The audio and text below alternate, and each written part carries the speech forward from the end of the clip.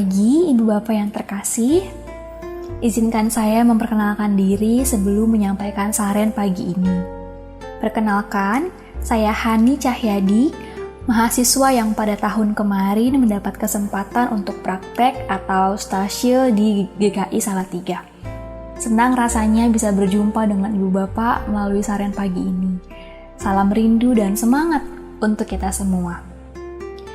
Ibu Bapak yang terkasih, ayat yang menjadi perenungan kita hari ini diambil dari Mazmur 139 ayat 23 sampai 24. Mazmur 139 ayat 23 sampai 24. Selidikilah aku ya Allah dan kenalah hatiku.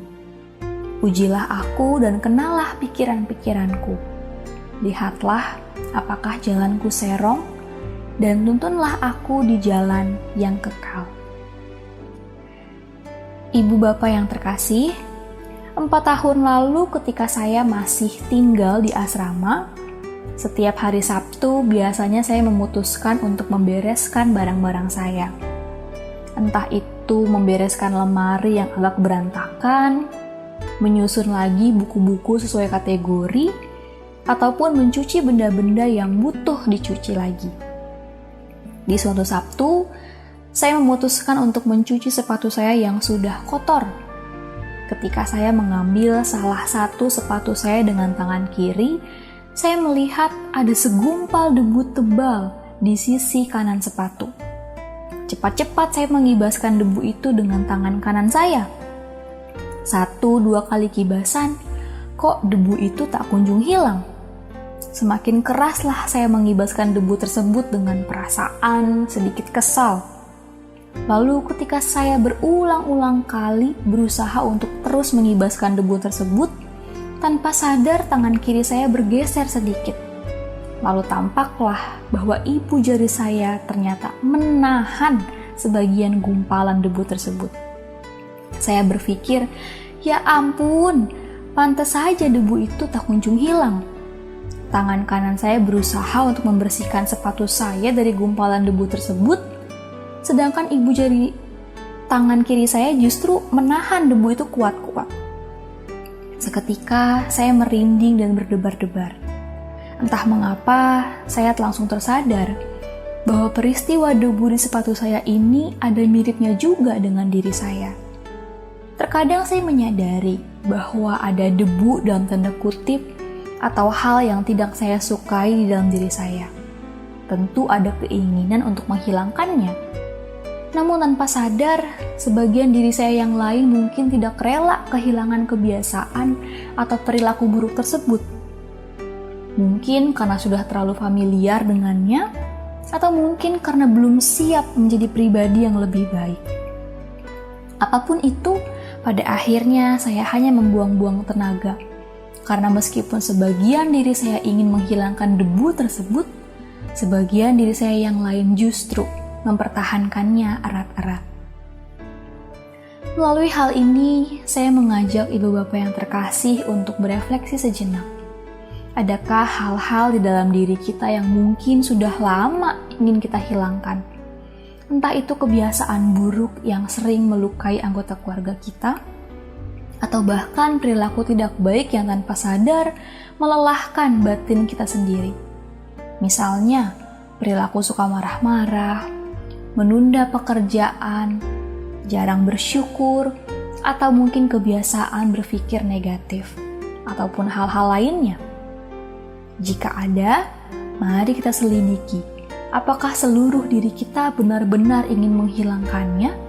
Atau jangan-jangan sebenarnya tanpa kita sadari, sebagian diri kita justru mempertahankan hal tersebut. Melalui peristiwa debu di sepatu saya pun, saya belajar 2 hal. Pertama, saya belajar tentang pentingnya berefleksi terhadap diri sendiri. Secara khusus, saya belajar tentang apa yang harus saya lakukan jika ingin membersihkan debu dalam tanda kutip yang ada di dalam diri saya. Kedua, saya belajar bahwa ternyata Tuhan bisa berbicara kepada saya benar-benar melalui berbagai hal. Bahkan, Melalui kegiatan membersihkan sepatu saja, ia bisa berbicara kepada saya dan membuat saya tersadar akan hal yang perlu saya perbaiki. Melalui saran ini, saya mengajak ibu bapak yang terkasih juga untuk belajar dua hal.